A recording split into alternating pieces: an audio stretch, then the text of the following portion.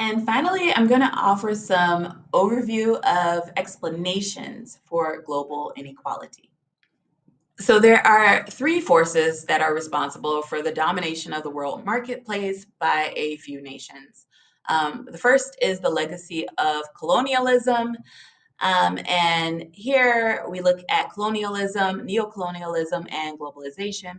So, colonialism is basically ruled by outsiders. That's where a foreign power maintains political, social, economic, and cultural domination over a period of time, over a population or a group of people. Neocolonialism is kind of looking more so at changes in our global economy since the 1980s, where we don't have this direct rule that we had historically with colonialism, but there's still continuing dependence and foreign domination from these core nations into these peripheral and semi peripheral nations. And globalization is a worldwide integration of government policies, cultures, social movements, and financial markets through trade and the exchange of ideas. Globalization is usually discussed as being both good and bad. There's always a flip side, and I'm giving you some resources below that can speak to that more.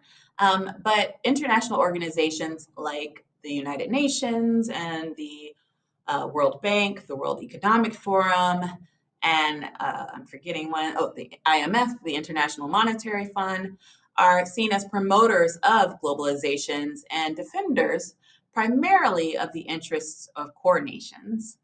And critics mention when we talk about globalization, violations of workers' rights, the destruction of the environment, losses of cultural identity, and discrimination against marginalized groups in periphery nations. So, the advent of multinational corporations, this refers to commercial organizations that are headquartered in one country but operate around the world. And they play a key role in neocolonialism. If you look at the total revenues of corporations, they are comparable to the total values of goods and services for entire nations. The sociological perspectives, I bet you haven't forgotten about those, have some thoughts on multinationals or multinational corporations. In particular, the functionalist perspective usually leans towards the functions of these multinationals and how they can help the world by bringing jobs and industry, promoting rapid development, and making the nations of the world more independent and preventing disputes. Because if you're all dependent or interdependent on one another, nations can't afford to sever ties with one another. So, yeah, making the nations of the world more interdependent. The conflict perspective focuses on multinationals exploiting local workers. And so, as we mentioned before, they move the jobs and industry out of the core nations and into the peripheral and semi peripheral nations. And as a result, they end up causing environmental problems for for peripheral or semi peripheral nations. They often discourage trade unions, and the governments usually seek to attract multinationals. The governments of those peripheral and semi peripheral nations seek to attract multinationals and will develop a climate for investment with repressive anti labor laws. So yeah, these two perspectives, as usual, are on opposite ends of the spectrum. And our final explanations focus on modernization, um, and that actually goes into some sociological theory as well. So modernization is defined as a process through which peripheral nations move from traditional or less developed institutions to those that are characteristic of more developed institutions. And just like when we were looking at those classification systems, terms like modernization and development contain an ethnocentric bias or an assumption that these peripheral and semi-peripheral nations are struggling to become more like us or like core nations, or that they even should be. It suggests that the actions of the core nations are intrinsically positive change and that everyone should want to be like us. So the functionalist perspective and the conflict perspective differ on their views of modernization, of course. For the functionalist perspective, they actually have a theory called modernization theory, which basically blames traditionalism um, for the status of these peripheral and semi-peripheral nations. It says that poverty is the result of this tradition and the result of a lack of evolution, that it's a basic primordial condition of humanity. So all societies start out poor, and that poor societies today have stayed poor because they cling to traditional and inefficient attitudes, technologies, and institutions. Yikes. Um, can you guess the critiques of modernization theory?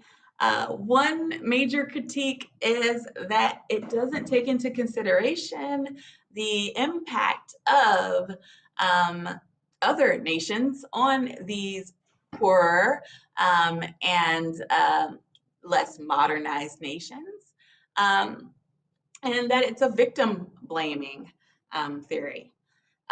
The conflict theory is actually the home to dependency theory. And so the world systems theory from Immanuel Wallerstein that we talked about in previous recording with the core, periphery, and semi-periphery. Um, this one stresses the problem of the dependency of poor nations on the whims and power of the rich, right? And so the dependency of poor nations isn't necessarily because of something internal to that nation or innate to the nation, but it's about this exploitation of those nations by the rich. It blames instead colonial imperialism. And so going back to that legacy of colonialism and neocolonialism. And it's concerned with global capitalism's ability to meet the needs of the world's poor, stressing the interplay of power and politics in the world of market and exchange. And those who hold geopolitical power can basically use the economy to their advantage, and having these nations dependent upon them works in their best interests, because not only do those nations end up consuming their product, right, from their market, but they also end up borrowing money from them as well. And so here there's exploitation through unequal exchange and removal of surplus through profits, and domination through subtle yet powerful neocolonialism through these development programs in particular, because often these development programs end up requiring that these less developed nations will open their markets to the wealthier nations. And guess what that does to their markets? They can't sustain that kind of competition, right? And so we end up with a distortion of economies that end up serving export needs, but not the needs of the local populations. And usually end up in losing a lot of their resources and materials. It seems like almost the richer a nation is in resources, the more likely it is that core nations are going to exploit them and to not return any of the profits and benefits of that exploitations to those nations. So I'll leave you with this. What do you think about these two theories?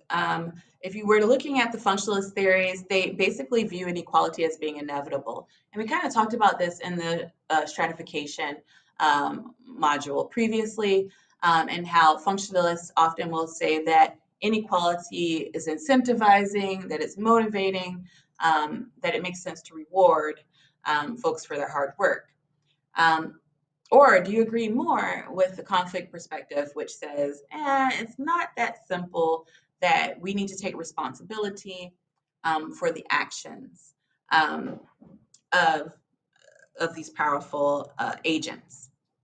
So yeah, make sure that you go and take a look at those pieces on the IMF and World Bank, as well as on neoliberalism, because it really helps to fill in the blanks here and to also give you a really full understanding of how our global system of stratification works, and where you are actually positioned in that global system. So yeah, until next time, thanks.